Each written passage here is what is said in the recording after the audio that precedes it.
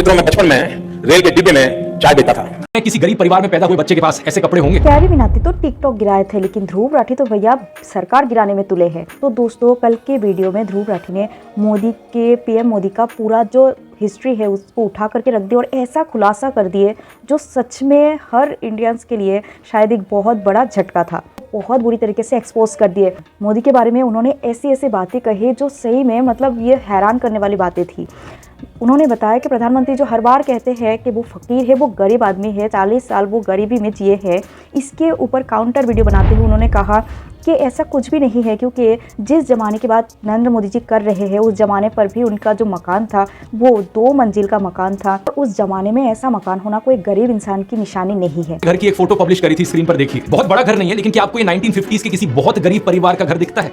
और तो और उन्होंने ये भी बताया कि वो चाय खुद नहीं बेचते थे, उनके पिताजी जो है वो चाय बेचते थे। तो मतलब वो चाय बेचने वाले का बेटा है, ना कि खुद चाय बेचने वाला। फिर उन्होंने दिखाई एक के बाद एक नरेंद्र मोदी जी कैसे अपने ऊपर खर्चा करते हैं। मतलब वो जो कहते हैं कि वो अपने लिए, अपने परिवार के लिए वो कुछ नहीं रखे, लेकिन ये सब चीज़ें ध्रुव राठी दिखा रहे हैं कि नरेंद्र मोदी जी कैसे एक्सपेंसिव चीज़ें यूज़ करते हैं, हमेशा फॉरेन ट्रिप्स लगाते रहते हैं। फिर उनका चश्मा, उनका ड्रेस, उनका पैन सब कुछ महंगे होते हैं। तो जो इंसान खुद के ऊपर मतलब खुद ही एक एक्सपेंसिव लाइफ जी रहे हैं, तो वो खुद के लिए कुछ छोड़े ना छोड़े, क्या मतलब है उससे।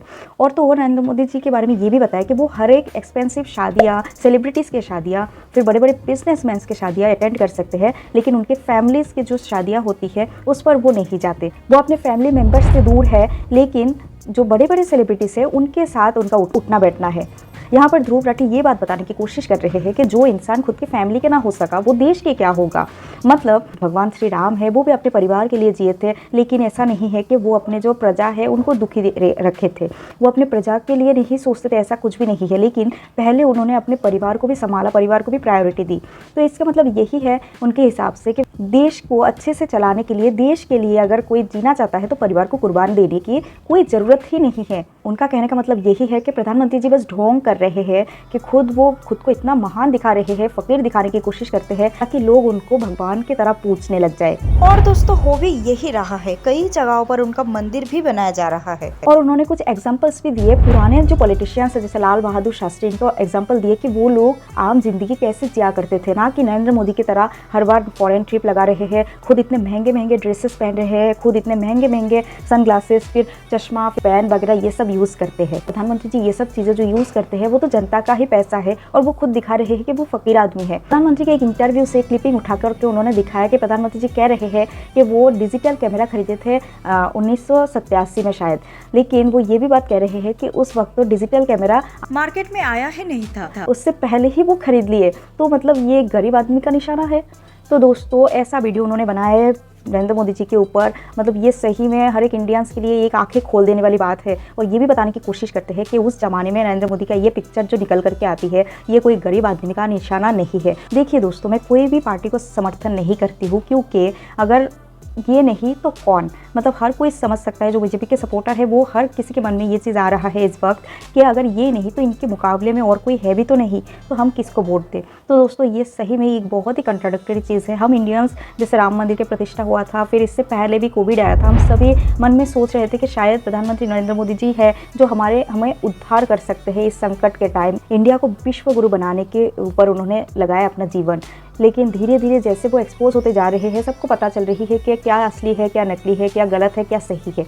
और तो और दोस्तों, वो ये भी बता रहे हैं कि गरीबी को हटाने की मुहिम नहीं है प्रधानमंत्री जी की, उनकी है कि गरीबी को छुपाना कैसे चाहिए। G20 का जब मीटिंग हुआ था इंडिया में, तब भी वो गरीबों को बड़े बड़े पर्दे के आड़ में वो गरीबों को छुपा रहे थे। तो ये सब चीज़ें एक देश नेता को शोभा नहीं देता कि वो अपने देश के लोगों को, हर तरीके के लोगों में जो बैलेंस है वो बना के नहीं रख रहे हैं। और बहुत सारे फैंस का कहना ये भी है कि धर्म के आड़ पर देश के जो प्रॉब्लम्स है, जो किसानों के प्रॉब्लम्स है, जो अनएम्प्लॉयमेंट के प्रॉब्लम है, जो मतलब गरीबों की जो प्रॉब्लम्स है, सही मायने में उस चीज़ को बिल्कुल ही नज़रअंदाज कर दिया जा रहा है। और लोग धर्म के नाम पर इतना बावले हो गए हैं कि मतलब जो असली प्रॉब्लम है देश में उस चीज़ को सभी नज़रअंदाज कर रहे हैं, उस चीज़ पर कोई बात ही नहीं करता। दोस्तों, ध्रुव राठी के बातों पर थोड़ा सा लॉजिक मुझे लगा है, इसलिए आप लोगों के साथ शेयर कर रही हूँ। आप लोगों को इसके काउंटर में कुछ बातें करनी है तो कमेंट पे लिख के बताओ। मेरे ऊपर पर्सनल भड़ास निकालने की ज़रूरत नहीं है, क्योंकि ये सारी चीज़ें कलेक्टेड इन्फॉर्मेशन है जो मैं हर सोर्सेज से कलेक्ट करके आप लोगों तक पहुँचाती हूँ। इसलिए आप लोगों को कुछ भी कहना हो तो उस चीज़ के बारे में कमेंट सेक्शन पे आलोचना कीजिए। देखिए, बिल्कुल अंधभक्त हो जाना किसी भी चीज़ के ऊपर सही नहीं है, चाहे वो सरकार हो, चाहे वो ध्रुव राठी हो, किसी के ऊपर भी अंधभक्त होना बिल्कुल भी सही नहीं है। इसलिए हमेशा रिसर्च करते रहना चाहिए, और किसी की बात पर आके दूसरे के ऊपर भड़क जाना ये भी सही बात नहीं है दोस्तों, क्योंकि वो सभी अपना फ़ायदा सोचते हैं और बीच में चक्की में सिर्फ और सिर्फ हम जनता पीसते जा रहे हैं। अब देखिए ना, जब हर छोटी मोटी चीज़ें हम खरीदते हैं उस पर हम टैक्स पे करते हैं, एक्स्ट्रा पैसे देते हैं सरकार को ताकि सरकार हमारे लिए कोई योजना लेके आए, लेकिन ना तो हम सरकारी स्कूल को यूज़ कर पा रहे हैं, ना तो हम सरकार के दिए हुए जो राशन है वो भी हर किसी को नहीं मिलता, ना ही हम सरकार के जो हॉस्पिटल है उस पर इलाज करवा सकते हैं। इतना मतलब बेकार वहाँ पर इलाज होती है, और तो और सरकारी जो दवाइयाँ है वो भी सारे मतलब ख़राब आते हैं। और सरकार ने जो रोड बनाया है ना उस पर भी 10 गड्ढे तो आपको मिल जाएंगे, वो रोड भी सही नहीं है। तो गवर्नमेंट के दिए हुई एक भी चीज़ को जब हम यूज़ नहीं कर पा रहे हैं, फिर भी हम गवर्नमेंट को टैक्स देते हैं, बार बार पैसे देते हैं, तो उन पैसों का क्या? तो इसीलिए कहीं पर भी कुछ गलत दिखता है ना, उस पर ज़रूर आवाज़ उठानी चाहिए। हर किसी को आवाज़ उठानी चाहिए, एक की आवाज़ उठाने से कुछ नहीं होगा, सबको मिलकर के काम करना है। तो दोस्तों आज के लिए इतना ही, मिलते हैं नेक्स्ट वीडियो में। Thank you for watching.